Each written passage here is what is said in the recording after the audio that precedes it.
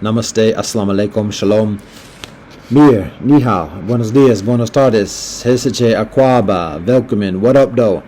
This is take 2, actually it's take 3, of re-recording of a recitation and brief commentary about the Pancha Silas. I recorded an initial version of this, which is decent, but I was falling asleep, and that's not the best. So I'm doing a re-recording of this. And again, the intention is not to do a lot of commentary because, a lot can be said from this. And it's all with just one page. But it's... how about this? What is the Pancha Silas? The Pancha Silas is the basic ethical discipline that the Buddha prescribes. It's 5 basic ethical precepts or practices: honesty, sobriety, peace, chastity, and sharing. Those are very basic translations and condensments of the principles, and it's not necessarily even in that sequence. But those are the 5 basic principles. So these same 5 basic ethical principles and disciplines are taught within the vast many traditions of the earth, religious traditions of the earth. So it is an ethical foundation for building cooperation between all of our different communities. And so this is a scriptural reasoning exercise that, I'm not going to say prove, because this is not a proof, but that shows this, has somewhat of a unfortunate homonymic tendency, illustrates similarly, so show is what I'm going with. This scriptural reasoning exercise shows that congruence and that foundation, and thus the benefit in attending to that.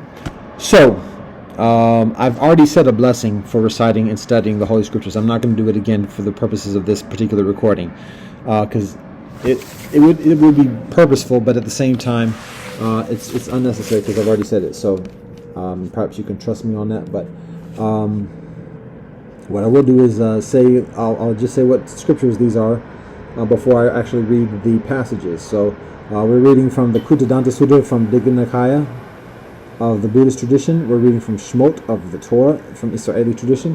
We're reading from the Patanjali Yamas of Hindu tradition and the Anivartas of Jain tradition. Matthew from the Gospels of Christian tradition. Surah Al-Bani Israel from the Quran of Islamic tradition, and chapter Yi of the Tao Te Ching of Chinese tradition. So, the intention is for me to recite these passages, God willing, inshallah, Bezrat Hashem, Jai Om, and then to provide some brief commentary. Here we go. From the Kuttadanta Sutta, I'll do it this way. From the Digha Nikaya of Buddhist tradition, the Kuttadanta Sutta, chapter 5, verse 26, chapter 5, verse 26. When a man with trusting heart takes upon himself the precepts: abstinence from destroying life, abstinence from taking what has not been given, abstinence from evil conduct in respect of lusts, abstinence from lying words, abstinence from strong, intoxicating, maddening drinks, that the root of carelessness. That is an offering better than open largesse, better than perpetual alms, better than the gift of dwelling places, better than accepting guidance. The next reading is from the Torah of Israeli tradition. It is Shmot 21 a 14, Exodus chapter 20, verse 1 through 14. Elohim spoke all these words to respond. I am Elohim, your God, who took you out of the land of Egypt, out of the house of bondage. You shall not have the deities of others in my presence. You shall not make for yourself a graven image or any likeness which is in the heavens above, which is on the earth below, or which is in the water beneath the earth. You shall neither prostrate yourself before them nor worship them. For I, Elohim, your God, am a zealous God, who visits the iniquity of the fathers upon the sons, upon the 3rd and the 4th generation of those who hate me, and I perform loving kindness to thousands of generations, to those who love me, and to those who keep my commandments. You shall not take the name of Elohim, your God, in vain, for Elohim will not hold blameless anyone who takes Elohim's name in vain. Remember Shabbat to sanctify it. 6 days may you work and perform all your labor, but the 7th day is Shabbat to Elohim your God. You shall perform no labor, neither you, your son, your daughter, your manservant, your maidservant, your beast, nor your stranger who is in your cities. For in 6 days Elohim made the heaven and the earth, the sea, and all that is in them. And Elohim rested on the 7th day. Therefore Elohim blessed Shabbat and sanctified it. Honor your far and your more, in order that your days may be lengthened on the land that Elohim your God is giving you. You shall not murder. You shall not commit adultery. You shall not steal. You shall not bear false witness against your neighbor. You shall not covet your neighbor's house. You shall not covet your neighbor's wife, his manservant, his maidservant, his ox, his donkey, or whatever belongs to your neighbor. The next reading is from Hindu tradition, the Patanjali Yamas. Ahimsa, non-violence; satya, truth; asatya, non-stealing; brahmacharya, chastity; aparigraha, non-possessiveness. The next reading is from Jain tradition, Anivratas. Ahimsa Anavrata, non-violence vow; satya Anavrata, truthfulness vow; asatya Anavrata, non-stealing vow; brahmacharya Anavrata, chastity vow; aparigraha Anavrata, non-possessiveness vow.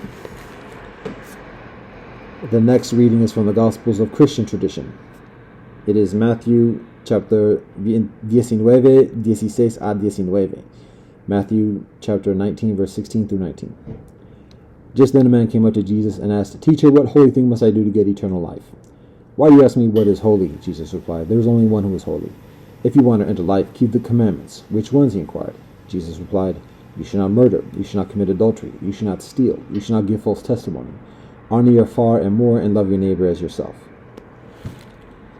The next reading is from the Quran of Islamic tradition. It is Surah Al-Bani Israel 17:31 a 37. Surah Al-Bani Israel, Surah 17, verse 31 to 37. Thy Lord hath decreed that you worship none but Allah, and that you be kind to your parents. Whether one or both of them attain old age in thy life, say not to them a word of contempt, nor repel them, but address them in terms of honor. And out of kindness lower to them the wing of humility, and say, My Lord, bestow on them thy mercy, even as they cherish me in childhood. Your Lord knoweth best what is in your hearts. If you do deeds of righteousness, verily Allah is most forgiving to those who turn to Allah again and again in true penitence. And render to the kindred their due rights, as also to those in want and to the wayfarer. But squander not your wealth in the manner of a spendthrift. Verily spendthrifts are brothers of the evil ones, and the evil one is to his Lord by Allah ungrateful. And even if thou hast to turn away from them in pursuit of the mercy from thy Lord which thou dost expect, yet speak to them a word of easy kindness. Make not thy hand tied like a stingy one's to thy neck, nor stretch it forth to his utmost reach, so that thou become blameworthy and destitute. Verily thy Lord doth provide sustenance in abundance for whom Allah pleaseth, and Allah provideth in a just measure, for Allah doth know and regard all Allah's servants. Kill not your children for fear of want. We shall provide sustenance for them as well as for you. Verily the killing of them is a great sin. Nor come nigh to adultery, for it is a shameful deed, and an evil, opening the road to other evils. Nor take life which Allah has made sacred, except for just cause. And if anyone is slain wrongfully, we have given as their authority to the man to kiss us or to forgive. But let him not exceed bounds in the matter of taking life, for he is held by the law. Come not nigh to the orphan's property, except to improve it, until he attains the age of full strength. And fulfill every engagement, for every engagement will be inquired into on the day of reckoning. Give full measure when you measure, and weigh with a balance that is straight. That is the most fitting and the most advantageous in the final determination. And pursue not that of which thou hast no knowledge, for every act of hearing or of seeing or of feeling in the heart will be inquired into on the day of reckoning. Nor walk on the earth with insolence, for thou canst not rend the earth asunder, nor reach the mountains in height. The next reading is from the Tao Te Ching of Chinese tradition. It is chapter Yi, Uno a Nueve, chapter 1, verses 1 through 9. The Tao that can be spoken is not the eternal Tao. The name that can be named is not the eternal name. The nameless is the origin of heaven and earth. The named is the more of myriad things. Thus, constantly without desire, one observes its essence. Constantly with desire, one observes its manifestations. These two emerge together but differ in name. The unity is said to be the mystery. Mystery of mysteries, the door to all wonders. Those are the readings, the passages from the respective Holy Scriptures. So here's the commentary. So first, it's a matter of affirming the congruence that I stated about the ethical principles that are affirmed in each of these passages. So to be honest, actually, there are only 4 of these principles that are explicitly affirmed in these specific passages. So the first passage is all 5 from the Buddhist tradition. It lists actually exactly the actual Pancha Silas. Absence from destroying life, absence from taking what has not been given, absence from evil conduct, respect of lust, absence from lying words, absence from strong intoxicating maddening drinks, the root of carelessness. Now that last one is one that is comparatively absent, at least in these specific passages. So admittedly, the purpose, one of the guidelines for this particular exercise of scriptural reasoning was to identify one passage from each of these scriptures, the whole of each of these scriptures. One passage, brief, that lists these ethical principles. And so that's actually very difficult because it doesn't categorically list it or articulate it as it does here in the Digha Nikaya of the Buddhist tradition. So it was a very tall order to find passages that do the same thing. Now that being said, the next passage or the next passage or the next reading is from the Torah. Now it is, as some may recognize, it is the Ten Commandments, and so the first five are generally recognized as basically the practitioner's relationship with God, and so thereabouts.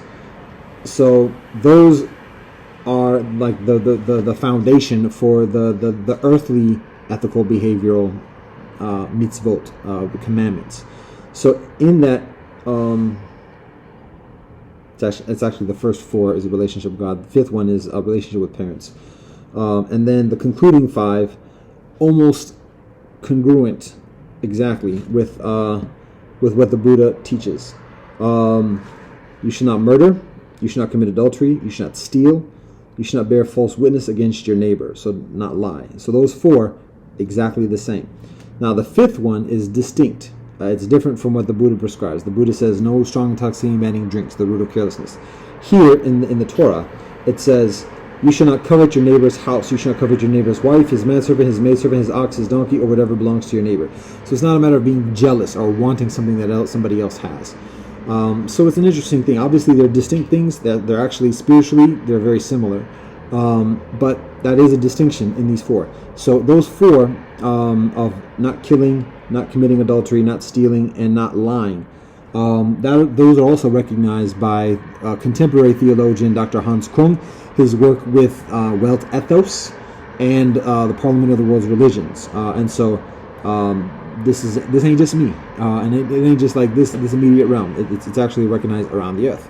So that's the second passage. Now we go to the third passage, the Patanjali Yamas from Hindu tradition.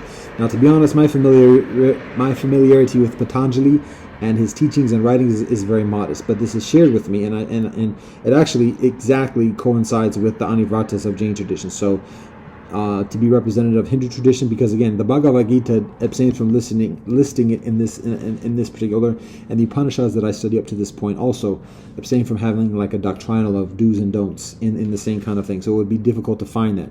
So this is drawn from Hindu tradition as a showing of the same ethical discipline. So ahimsa, non-violence; satya, truthfulness; asatya, non-stealing; brahmacharya, chastity. Then again, we have a variance on the fifth one. It's aparigraha, which translates as non-possessiveness, meaning not trying to grab and hold on and be greedy about things, which actually very similarly coincides with not being covetous, which also again can be translated in a spiritual sense to the non-intoxication. If we think about intoxications, yes, about alcohol, weed, drugs and stuff like that, but also we can get intoxicated with a lot of different things in this life, and that's all attachment and like overcompensating what our needs are to fulfill some type of other existential angst in an unhealthy way. So that's basically what intoxicants are, and it can be done in a lot of different ways. Buying clothing that's just frivolous, overeating, overconsumption, and additionally, so things that may seem like ordinary, whatever, but we do it not for the necessity of it. So that's the Patanjali Yamas. And again, like I said, it exactly coincides or is congruent with the Anivratas of Jain tradition, which is the next passage. Ahimsa Anavrata. This is a vow. Within Jain tradition, there's a vow that's practiced where members of the practitioners of the tradition, Jain kinfolk, are welcome to voluntarily make a vow. And in doing so, there's a certain recognition, but it's like just taking it to the next level, taking one's practice, one's authority, one's responsibility to the next level. And so that's something that's done. And there's like the limited vow, which is like for someone who's in the household life, who has a family, can't just like leave, be ascetic or whatever else. And then there's like the Anivrata, is it Mahavrata? Wow, it's been a while since I even read that. Interesting, but it's like there's the big vow, the great vow, which is the ones that the ascetic monks take, which is outside of the household or lifestyle. It's a further severe vow, but the principles are the exact same as within Patanjali. It's Ahimsa Anurvata, the non-violence vow; Satya Anurvata, truthfulness vow; Asatya Anurvata, non-stealing vow; Brahmacharya Anurvata, chastity vow; and then again the fifth one is the Aparigraha Anurvata, which is the non-possessiveness vow. So the same thing within the Patanjali Yamas. So then we continue on to the Gospels. Now, Gospels is a Christian tradition. Jesus specifically quotes the Ten Commandments. When the brother goes up and says, "Yo, what do I do to like get to heaven?" And Jesus says, "You know the mitzvot. Practice the mitzvot." And so then the brother says, "But yeah, which ones? Like which ones are the most serious, whatever?" And then he lists them out. And so again, we have the same four, and then a variance on the fifth one. So you shall not murder, you shall not commit adultery, you shall not steal, you shall not give false testimony. Then the fifth one is honor your far and your more. So Jesus actually didn't quote the fifth one on of the Torah of covetousness. He says honor your far and your more, honor your father and your mother, and he says the sixth one, which is and love your neighbor as yourself. And that's the golden rule that Jesus teaches in the Sermon on the Mount. And additionally, so those are the ones that he specifies as like what to practice in this earthly life. So again, the four are exactly the same as the four in each of the other preceding traditions, and then there's a variance: honor your father and mother, which obviously is in Torah. And it would be interesting commentary about like how that relates to what, not pun unintended, to the teachings of the Buddha and Anivratas and Patanjali, particularly the Buddha, as asceticism is a very foundational, essential practice within the Buddhist tradition. So, but again, that's a topic for another conversation. The next passage is from the Quran, Surah Al-Bani Israel. Now, this one is a somewhat elongated passage because it covers a lot of topics, and to be honest, there's actually a passage, another passage within the Quran that further succinctly articulates the basics of these specific principles. But throughout the Quran, there's teachings that explicitly convey the practice of each of these principles. But in terms of it being articulated in such a concise sequence as this, it's difficult to identify. This is one passage. It's elongated, and there are some additional elements in it as well. And to be honest, I'm only going to like address a general synopsis of it rather than all the specifics within it, and focusing on the ones that are our attention in this particular discourse.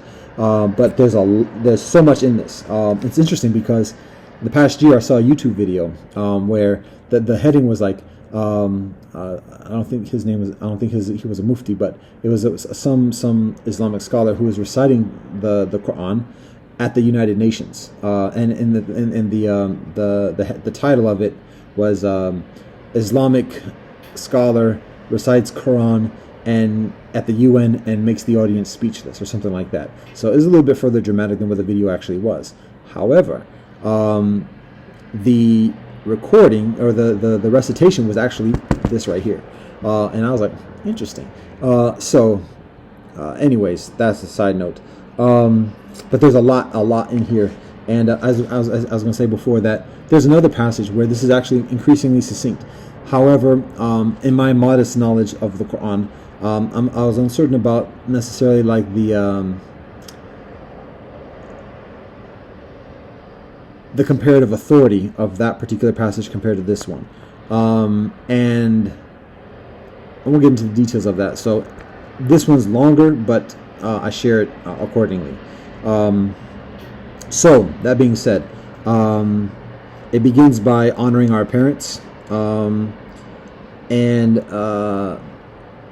like I said, there's a lot.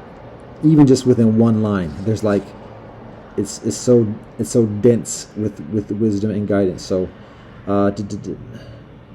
being fair with the material gains that are provided onto us, and that goes with like non-stealing as well, being fair, and that's visited later in this passage as well. And not be stingy, but also not to be like a spendthrift, like just throwing it all over the place. Just measure. It has purpose, and so then it goes on to describe, kill not your children for fear of want. So we get into the realm of non-killing. Now this is a very specific context, but it goes further. After that, it's not nor come nigh to adultery. So do not practice adultery. That's rather plain and simple, explicit, straightforward. Nor take life. Now we are very specific about this. Nor take life, which Allah has made sacred except for just cause. So, and that exceptionalism can be attributed to many of these additional passages, not necessarily all of them, but there's a qualification that can be topic for further conversation as well. Like I said, there's so much from within this, but it specifically says, nor take life. And amidst all those qualifications, it still says forgiveness, and that it's unnecessary to actually, capital punishment is actually unnecessary. The higher justice is forgiveness, not necessarily like amnesty, but appropriate measures accordingly without necessarily killing in return. So again, come not nigh to orphans' property, non-stealing. When people are in a position of disadvantage, particularly orphans, don't find that as a way of making a come up. Like, be dutiful and upright. So when dealing and trading, give a full measure, and not steal and not try to get over on people. So again, not stealing, honesty, and then humility, walking on the earth, and further. So again, like the basics are covered within this passage, and it would take even a further extended conversation and discourse to unpack like the specifics. But if we look at those core four, not if I'm going to give the articulation that's provided from the Digakaya. Abstinence from destroying life. It's explicitly stated there. Abstinence from taking what has not been given. Not stealing. Being fair. That's explicitly communicated here. Abstinence from evil conduct in respect of lust. Come nigh to adultery. That's specifically stated. Abstinence from lying words. That is effectively communicated here. I'm trying to see if there's a specific passage. So there are a number of articulations here that can be understood in that respect of being honest in the way we communicate and further. The fifth one, again, strong intoxicating drinks. To be honest, that abstains from being explicitly covered here. But, as Muslims can very well tell you, throughout the Quran, on numerous occasions, there's explicit prohibition of alcohol or just intoxicants. I mean, and it states, I was watching something recently, just reminds me of this, that actually in intoxicants there is some benefit. There can be relief. There can be like opportunity for fellowship, and additionally, but the harm that's caused from intoxicants is much worse than the gain, and so that can be applied to all the things that are unhealthy for ourselves. Like there's some benefit in anything, and so it's not a matter of like just calling it whatever, but there is some benefit that's gleaned from it. But at the same time, there's a lot of harm, and anyways, that's intoxicants. And like I said, the teachings within the Quran, each one of those principles is explicitly taught in the Quran repeatedly. It's just a matter of the one passage that has it all listed together. So this is one rendering of that. Now we get to the concluding passage from this sequence in this scriptural reasoning exercise, which is the Tao Te Ching. Now, right there, first of all, we got that Sesame Street thing going on. One of these kids is doing their own thing, and the reason for that is that, first of all, the Tao Te Ching is a different type of holy scripture. It's not doctrinal. It doesn't say do this, don't do that. It says this is how things are. This is the nature of things. You can do this, but then you can expect that to happen. It's your decision. So it's not an authoritarian kind of like this is the way you got to be. And so because of that, plus it's actually very brief. It's 81 paragraphs basically. So there's the text of it is extremely modest compared to many of these other additional holy scriptures, which are hundreds of pages. So to find a succinct articulation of ethical discipline in this respect, it's not even try. So we're going to have to go into the realm of interpretation and extension. So recognizing that, there are actually a number of chapters within each paragraph, or each chapter is basically a paragraph. There are a number of chapters that actually can apply to this and fit it within this exercise. This is the first chapter, and it seems appropriate to share it. And actually, when we take the discussion to the next level, then it starts it starts to come together, proper like. And this is what I'm talking about, because the Tao Te Ching first says that the Tao that can be spoken is not the eternal Tao. Like everything, regardless, whatever you think you're talking about, that ain't it. Like, how do I say it?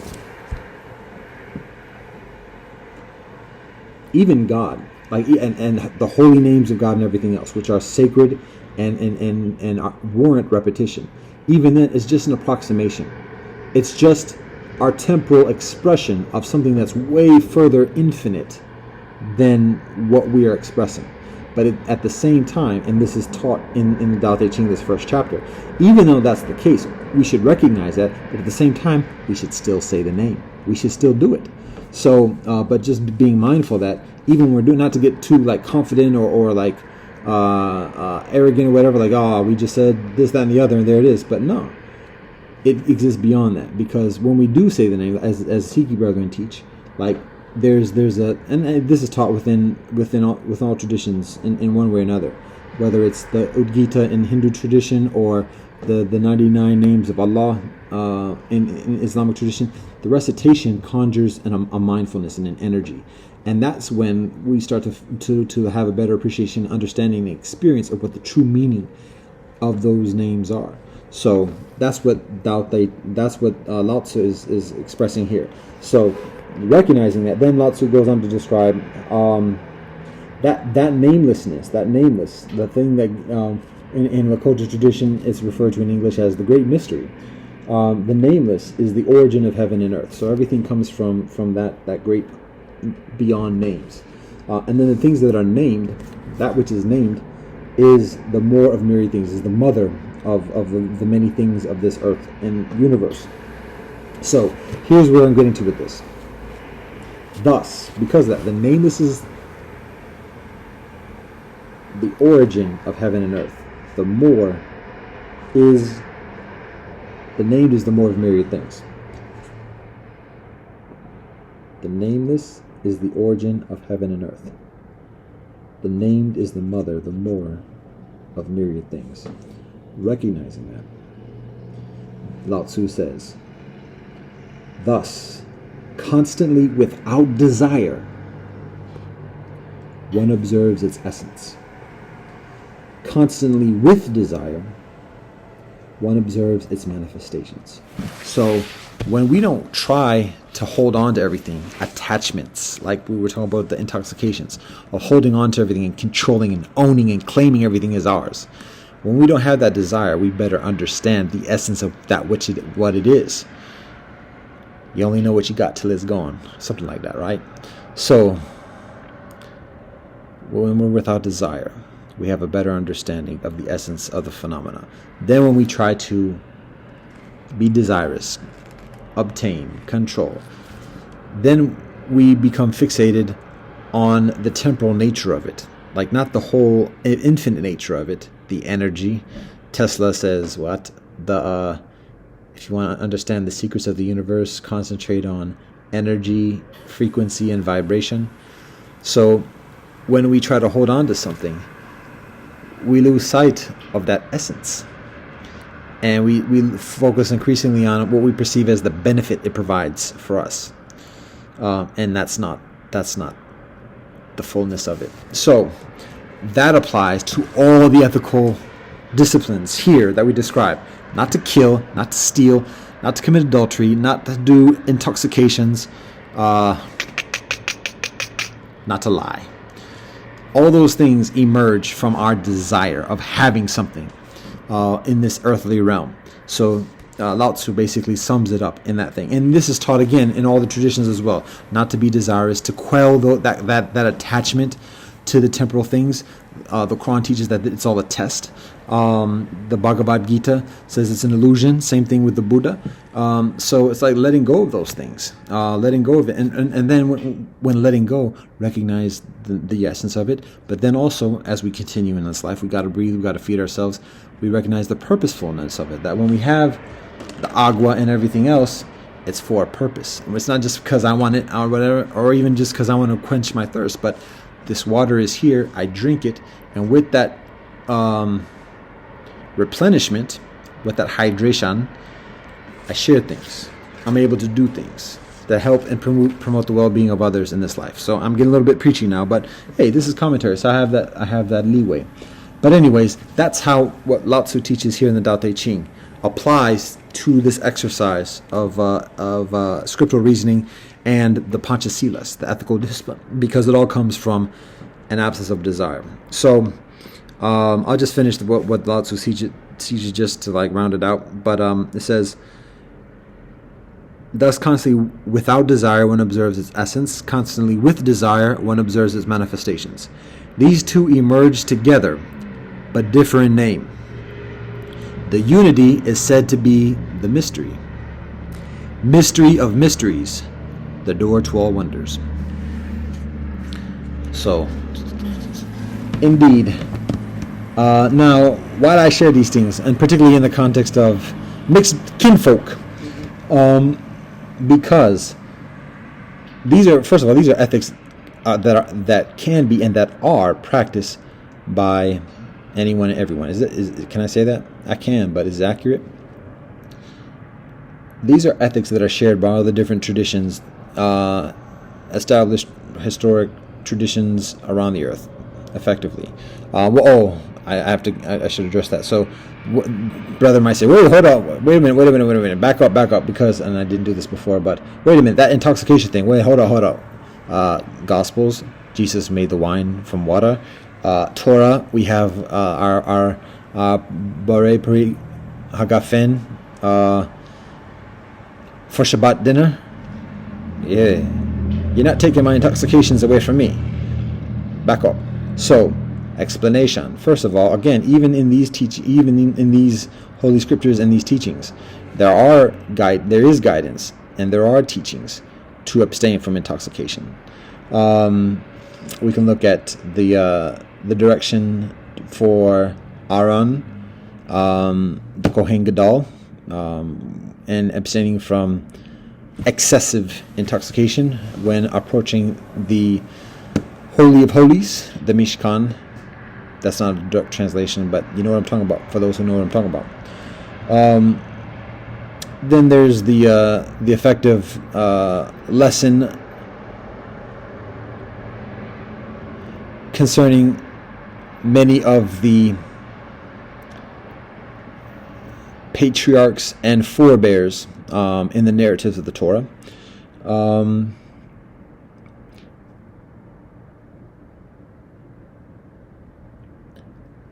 It kind of coincides with it's actually less explicit than the notion of veganism, but veganism is probably an easier argument within the tradition of Israel than the absence of intoxications. It is in the Torah. It's a matter of discussion, and essentially it's a matter of faith. And for many brethren, it seems rather difficult to let go of that. So for the meanwhile, I leave it as it is, but it is there. Then in the Gospels, similarly, just because Jesus made the wine from water, doesn't necessarily mean he's talking about go out and drink. Particularly, he does that particular joint in response to the bidding from his mother, and he's rather reluctant in doing it. He eats with brethren who partake. He participates in Seder, and additionally, and a lot of what can be understood with Jesus' gospel and teachings is that, like, he, I don't want to say tolerate, that's a little bit condescending and derogatory, perhaps even disrespectful, but he, in allowing, is also a little bit derogatory as well. And he doesn't accept. He makes peace with a lot of the things that his followers do. He doesn't necessarily agree with it, but he makes peace with it because he knows the burdens that the brethren are experiencing, that the kinfolk are experiencing. So rather than lambasting the kinfolk further by saying, don't do this, don't do that, don't do this, he advocates and protects from those that are doing that. So, and this is, we can see this with the adulteress who's about to be stoned, and he says that he was without guilt cast the first stone. He's not condoning her committing adultery, because then he says go and sin no further. But at the same time, he's not like getting very entangled about it.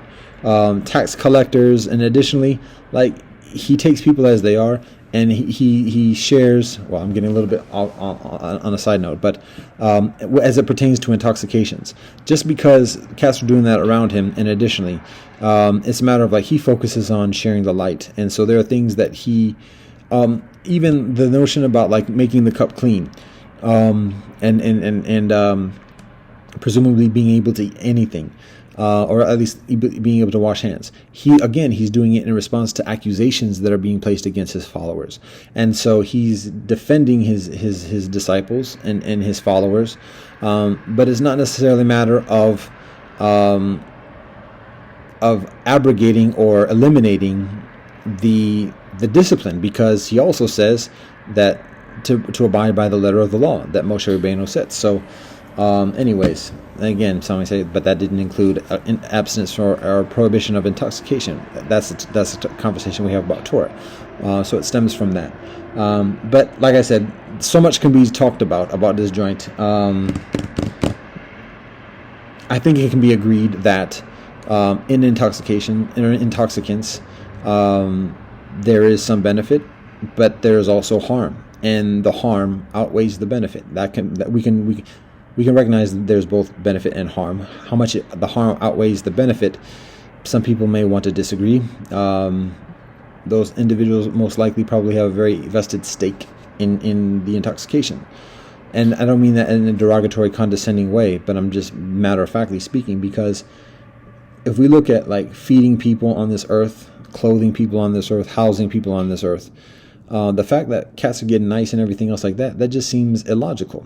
And it seems like there's a lot of harm being done in facilitating that. So right there, that speaks for itself.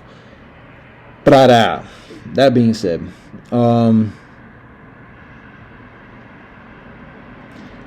these are ethics that are shared by the earth, and it can be practiced by anybody of any tradition. You can be Jewish and not drink alcohol. I'm sure there are alcoholics that don't drink alcohol, and it's okay.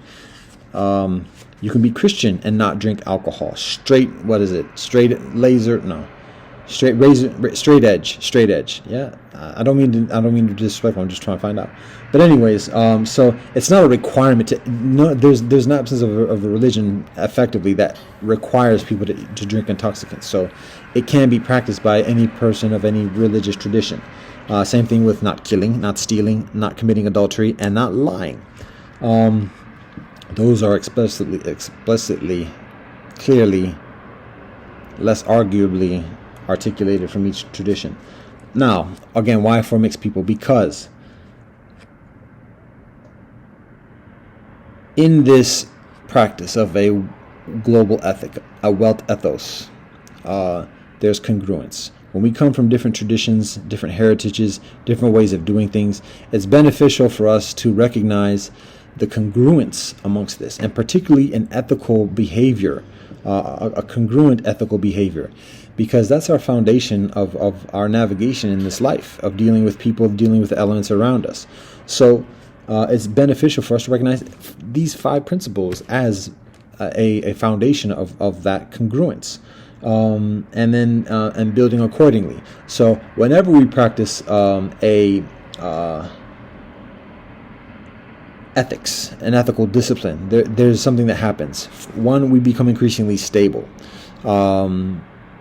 and secure, and coherent, and mindful. So that's one thing when we practice ethics, in some degree, in some way, whatever it is.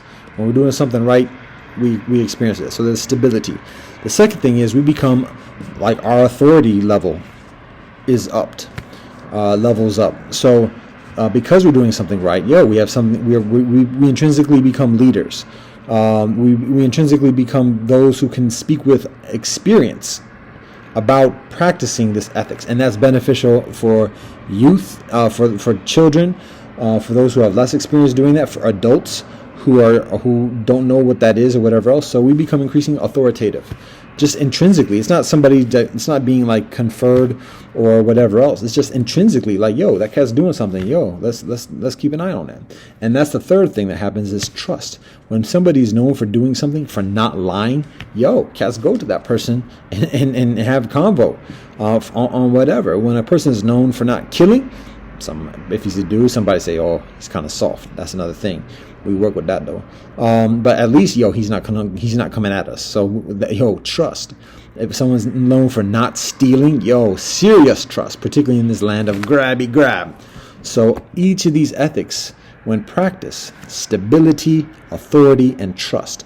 And for mixed people, congruence amongst all the geography from which we are derived, and the peoples with which we continue to be related and interact and cooperate with. So that's part of the purpose of this exercise, and that's this joint. How's the soleil? It's still there.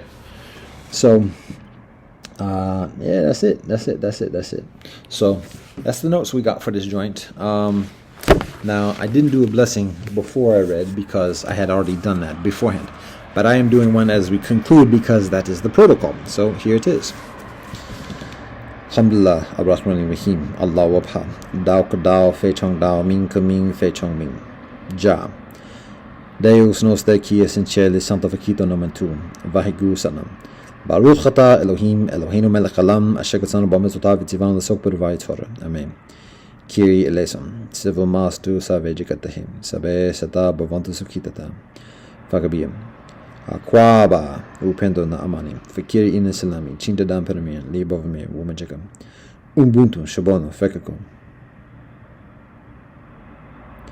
Sheshe, kamasanida, domo arigato, pelama yelo wakantoko, toko doko shingun, go mendigan. God, we thank you for all that you bless us. Ata jamia yatafanami. Mado, aho, om shanti shanti shantihi. Amen. Namaste, assalamu alaikum, shalom, mir, zaijen, adios, te chakaris, esempe na asamuje, kirik ofred. One love and peace, happiness, liberation.